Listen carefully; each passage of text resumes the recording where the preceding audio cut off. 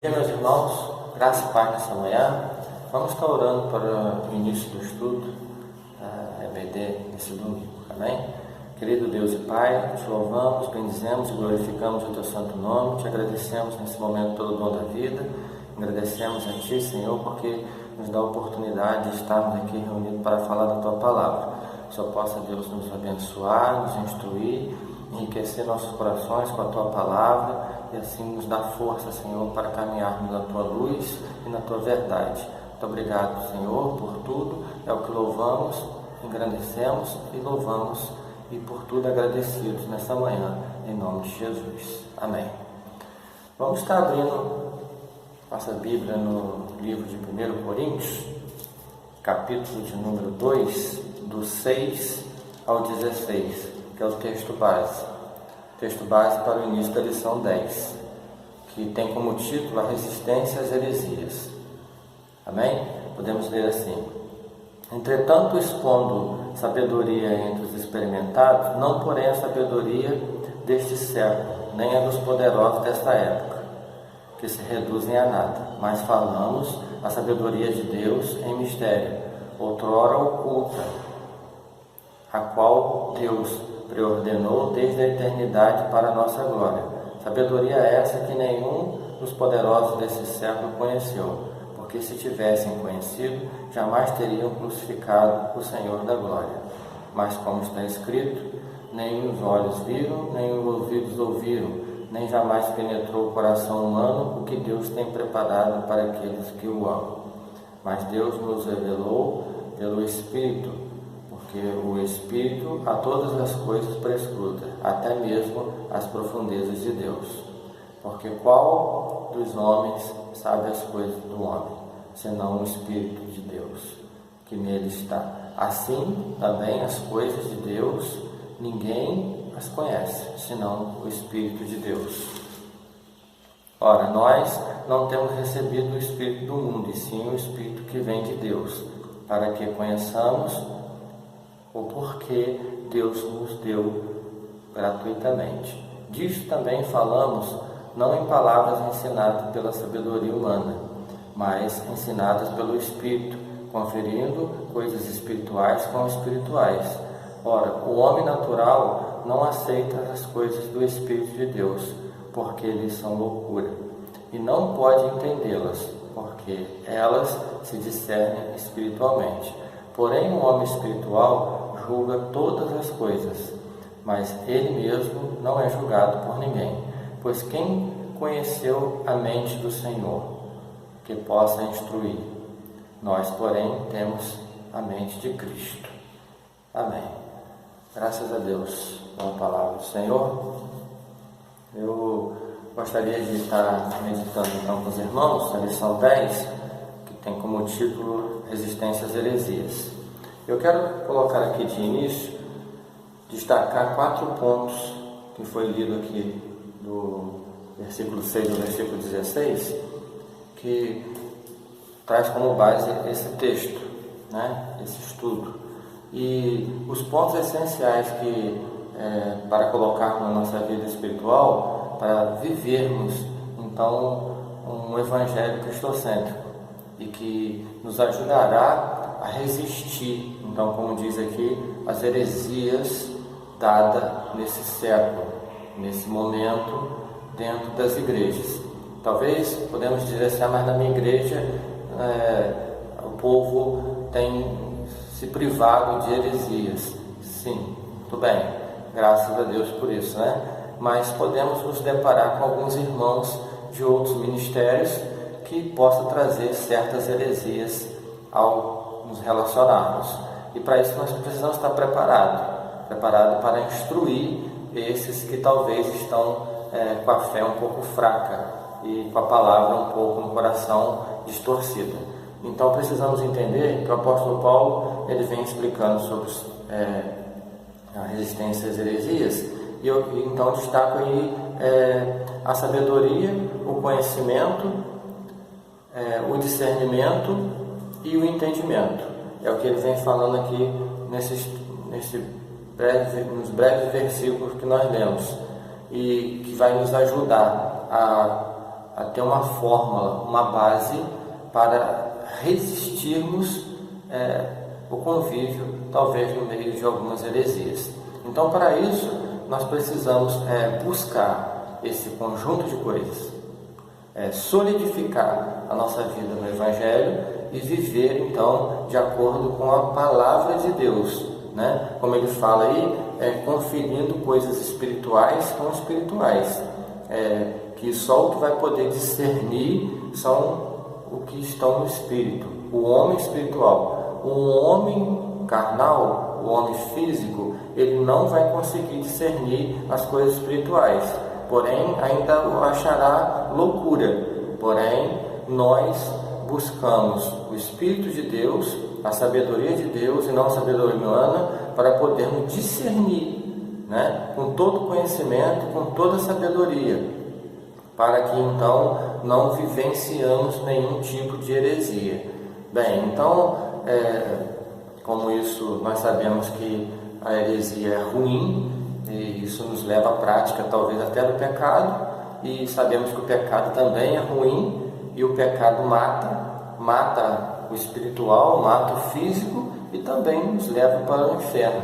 Então precisamos lutar, combater isso, combater essas heresias que possam nos distorcer da palavra de Deus. Amém? Então, trazendo aí o estudo da revista, que é a lição 10, um dos mistérios de Paulo foi tirar o cristianismo do casulo do judaísmo e torná-lo numa fé universal. O Evangelho é um vinho novo que não cabe em odres velhos. Paulo foi escolhido para esta missão e lutou fortemente com os que queriam judaizar o Evangelho. Ele entendeu que o Evangelho era algo novo, que continuava a revelação dada aos pais, mas descontinuava o judaísmo. Então, a revista vai nos trazer nessa manhã que na época lá, né, na igreja da Galácia, e quando Paulo ele trazia as epístolas às igrejas e tudo mais de acordo com o Espírito de Deus instruindo em toda a sabedoria, nós vamos entender que Paulo encontra aqui o judaísmo que vinha trazendo ensinamento falso e colocando a igreja à beira do precipício. E porque sabemos que o que não é de Deus, nós sabemos que é do inimigo. Então, principalmente distorcendo a palavra, colocando heresias então no coração do povo. Então nós vamos entender que isso tudo, esse contexto que Paulo vem trazendo, que ele era um misto de evangelista, missionário, teólogo e apologista, ele traz sua pregação bem definida e que não permitiu que houvesse distorção em tudo aquilo que Deus colocou no coração dele. Então é o que precisamos também, seguir esse entendimento, essa sabedoria que Deus tem nos dado.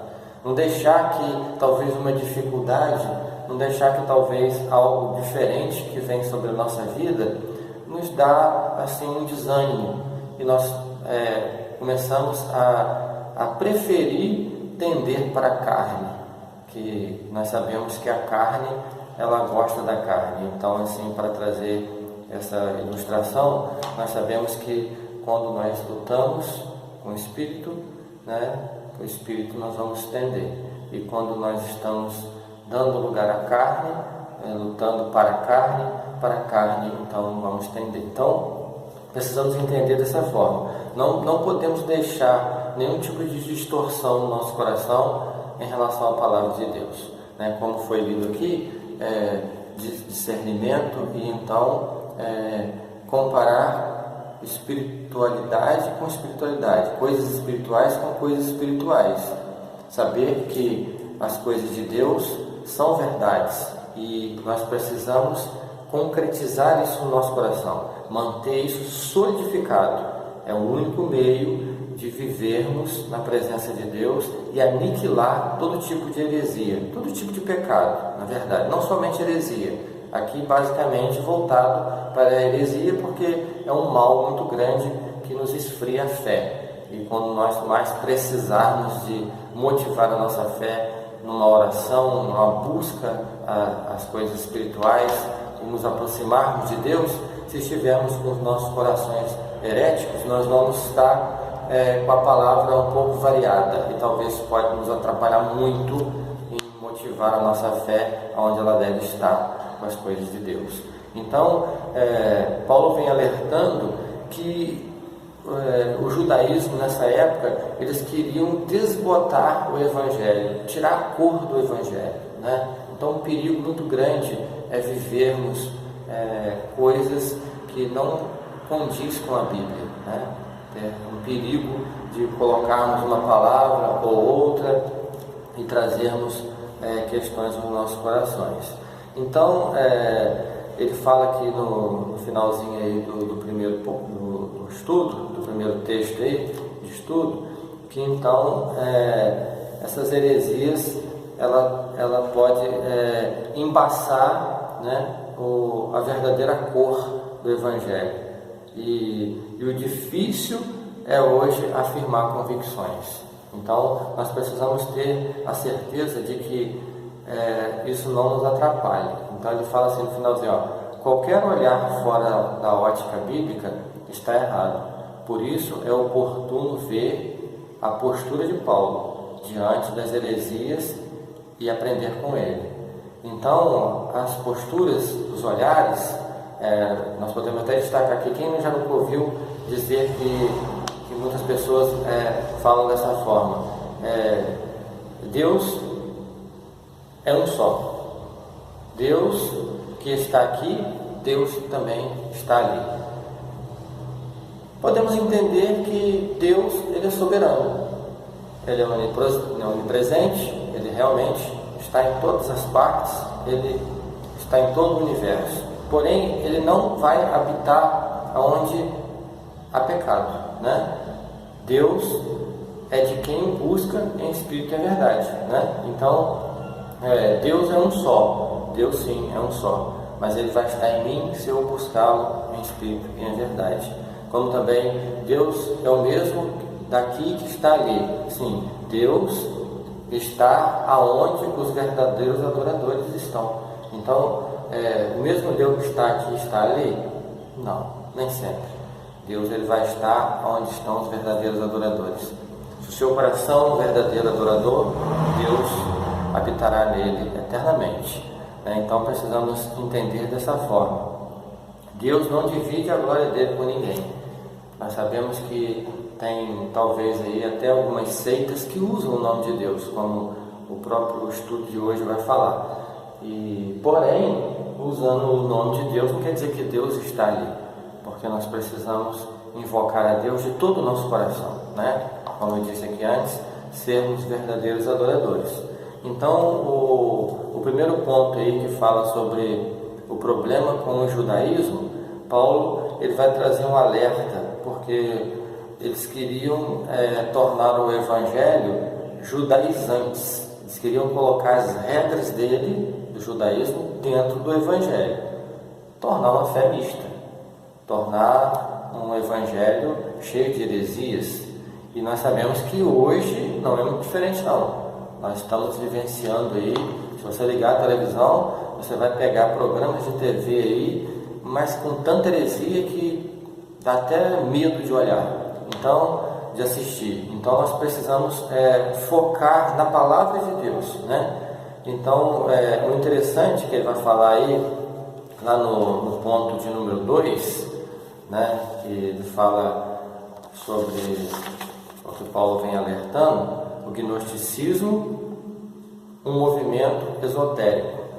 Então ele alerta aqui, nesse ponto número 2, sobre o gnosticismo, que era um movimento esotérico que ensinava a salvação pelo gnosis. Então hoje ele fala que tem até essa questão aí, né? O escritor fala que isso aí está no racionalismo cristão, que vem pregando essas heresias.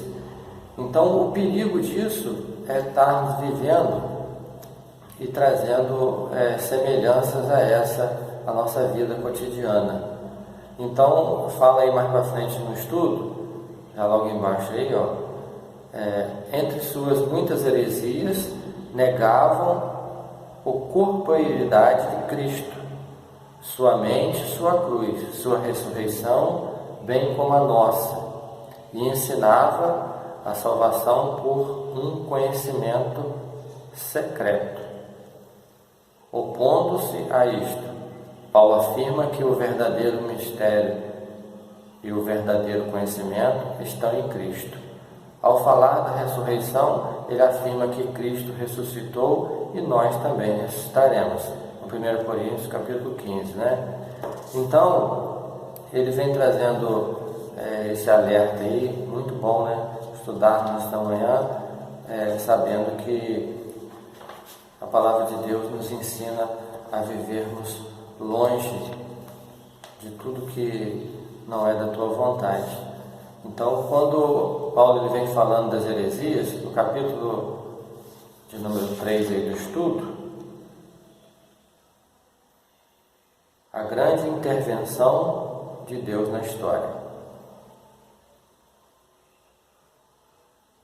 Vamos estar lendo um pouco atrás aqui, ainda no tópico 2, que vai falar assim, ainda um pouco aí no tópico 2.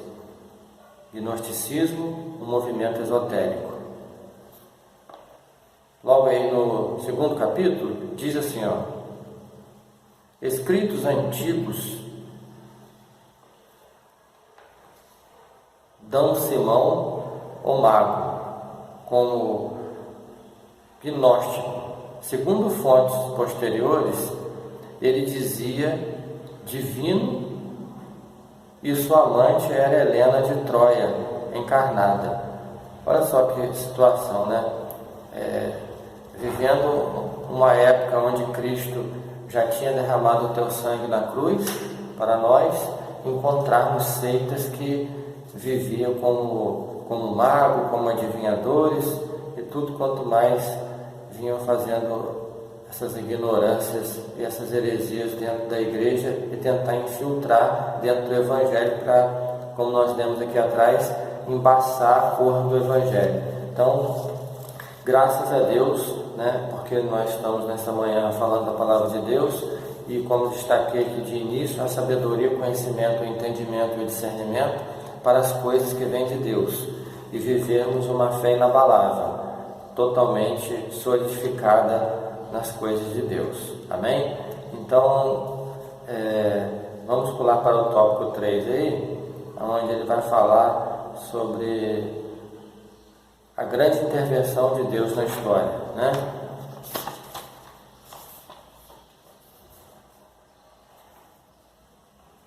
Logo aí no segundo parágrafo, ele vai dizer assim, as heresias atuais mostram um Cristo insuficiente.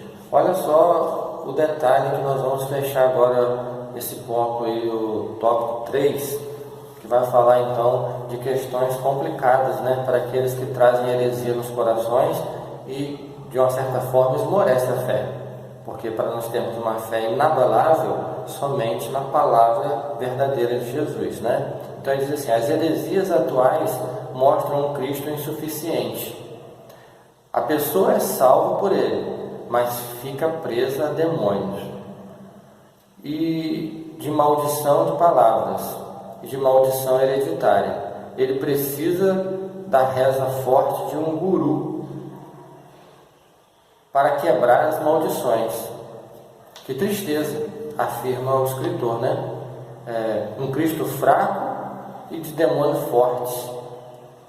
Nós precisamos colocar o nosso coração em Cristo, toda a nossa crença em Cristo, para que então isso aqui não se torne uma vida de heresias, tornando Cristo fraco, né? Quem de nós já não vimos aí sabonete ungido, banho de descarrego?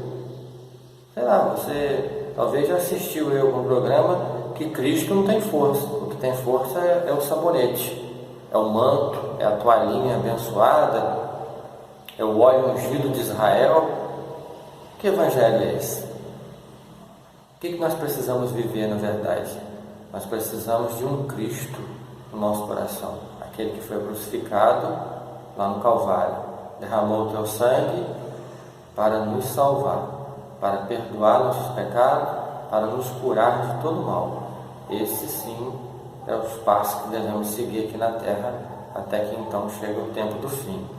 E não viver como essas pessoas, uma fé fraca, que precisam de um guru, que precisam de uma situação para provocar um certo milagre.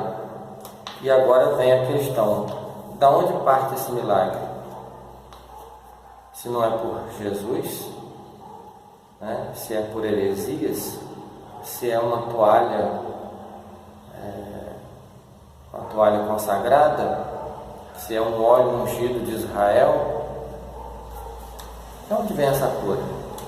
Que fica essa interrogação aí para podermos analisar. Como eu disse aqui, nós estamos precisando solidificar nossa vida na sabedoria, no conhecimento, no entendimento e no discernimento de Deus.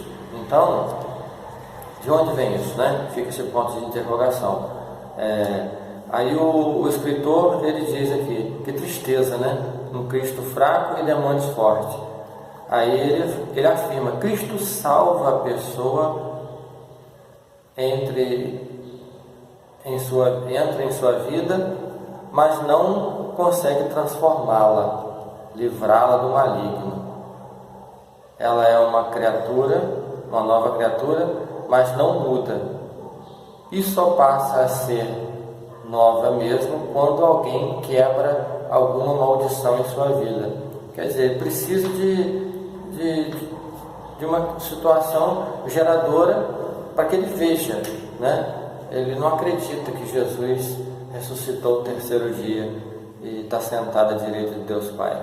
Ele crê se você levar algo para ele e mandar ele passar num portal. Se ele passou no portal, aí do outro lado dele já vai ser uma nova criatura.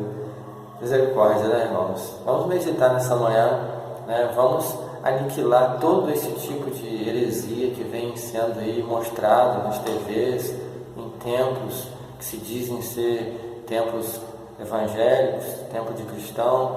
Vamos tentar dessa forma, né, unificar nossa força, nossa fé, pedir a Deus força, sabedoria, discernimento, conhecimento para vivermos uma fé inabalável.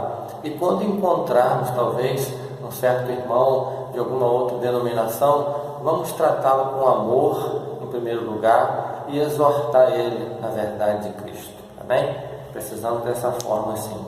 Então, seguindo aí o estudo, nós vamos mais à frente um pouco e dizer assim, precisamos recuperar a centralidade da pessoa de Jesus Cristo na nossa igreja.